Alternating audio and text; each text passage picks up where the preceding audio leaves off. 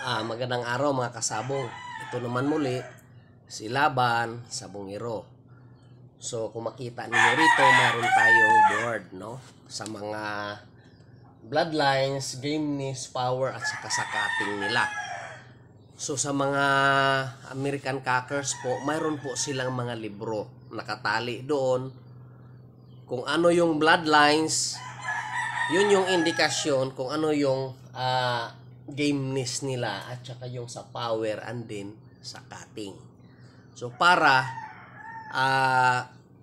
pagbuo nila po ng linyada, magninik at saka walang hassle at saka diretso po magninik at saka yun po yung mostly na mananalo sa larangan po ng sabong.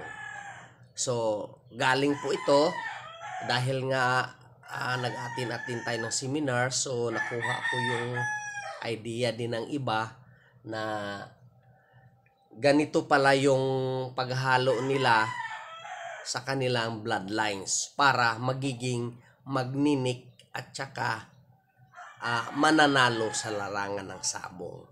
So mayroon silang basihan, most especially yung American Cockers. So ganito yan mga kasabong, mayroon tayong bloodlines, mayroon tayong gameness, mayroon din tayong power and din cutting abilities. Yan naman talaga yung napapaloob dyan sa ating mga bloodlines. So kailangan mapagmatsyag tayo, maingat na titignan yung alaga natin. Baka kulang ng gameness, kulang ng cutting, kulang din ng power. So umpisahan natin yung bloodlines na green legs, yung green legs na hatch, may tatlong 3+ yan sa gameness, yung green legs sa gameness niya 3+, yung power na 2+, and then yung sa cutting abilities niya is 1+ lang. So meaning sa gameness, napaka-game na game po itong mga green legs po. And then sa power naman may 2. And then sa cutting naman nila, 1 lang. Makikita mo kung bakit nire-rate nila na 1 lang, just because yung mga multiple shapplers na mga manok ay hindi masyado or hindi mabilis pumatay. Dahil nga sa sobrang bilis, hindi bumabaon po ang tari. Kaya yung cutting nila is very poor. 1 lang sa green legs po yan. So sa yellow-legged hatch naman, mayroon tayong 2+ sa gameness. So hindi masyadong kasing game na game sa green legs, Pero dito sa power naman, mayroon siyang 2. Ayan. And then pagdating naman sa cutting abilities, mayroon siyang 2. Mas ang cutting abilities niya sa yellow-legged hatch mas matindi konti doon sa green leg hatch. Kasi may 2+ yung ang cutting abilities ng ating yellow-legged hatch. Ayan po. So ito namang regular grays natin, grabe ang gameness nito. 3+ sa regular grays. Pero sa power naman 2 lang. Ayan po. And then yung cutting nila sa regular grays 1 lang po. Pure cutting sila. Ayan. So kasi nga po may regular grays po ako. So kung nakita ko ang cutting abilities nila, pumapaibabaw palagi yan. So kung ang manok mo hindi sumusunod na sa lupa lang, definitely hindi siya mabilis makapatay. Dahil nga nakalagay rito ang cutting niya is 1 lang. So based on the box, American box. So tama. Ayan.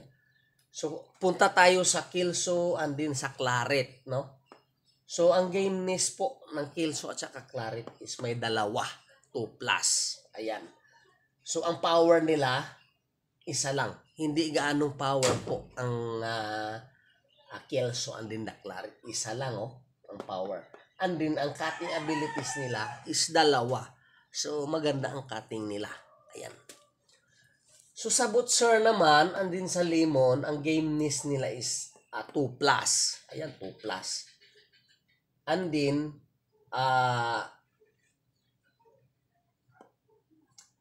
ang kanyang power is isa lang. Ayan, isa lang. So meaning, kasi single, mga single stroker yan. So ang power na is isa lang, at din the cutting niya is 3. Magaling po sa cutting abilities ang mga Lemon at saka Butcher. Ayan. Ang Brown Reds, ang gameness niya isa lang.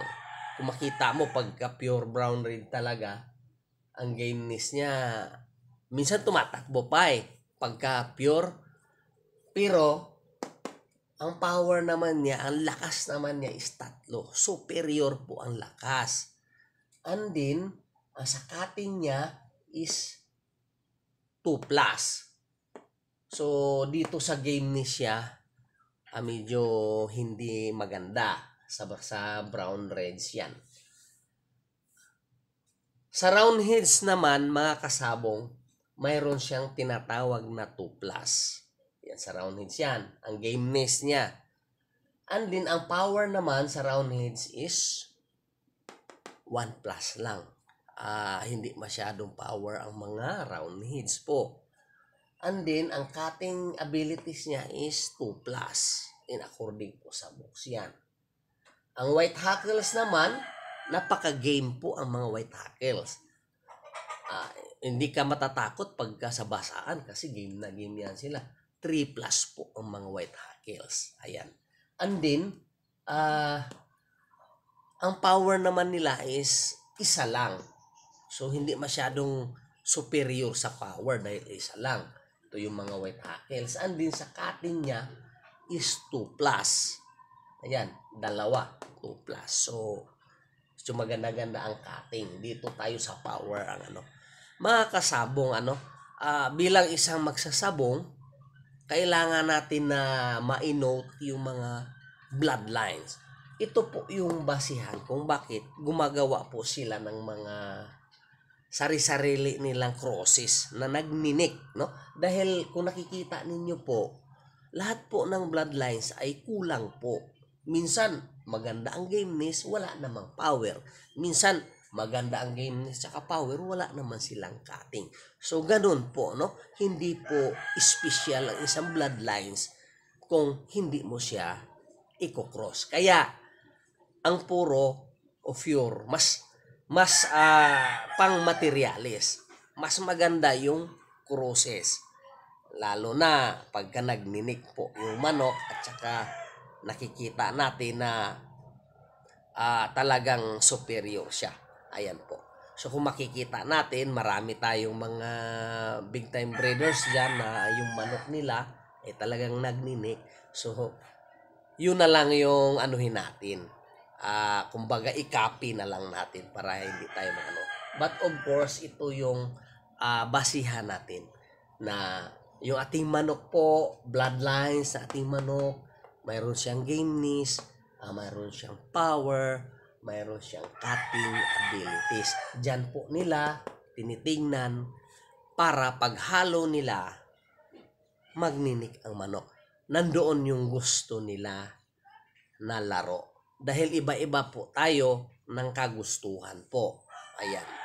Again mga kasabong, yung manok natin na bloodlines, mayroon tayong green-legged hats, mayroon tayong yellow-legged hats, regular gray, Kelso, Claret, Butcher, Lemon, Brown Reds, Roundheads, White Hackles. Mayroon siyang gameness, mayroon ding power, at saka mayroon ding cutting abilities.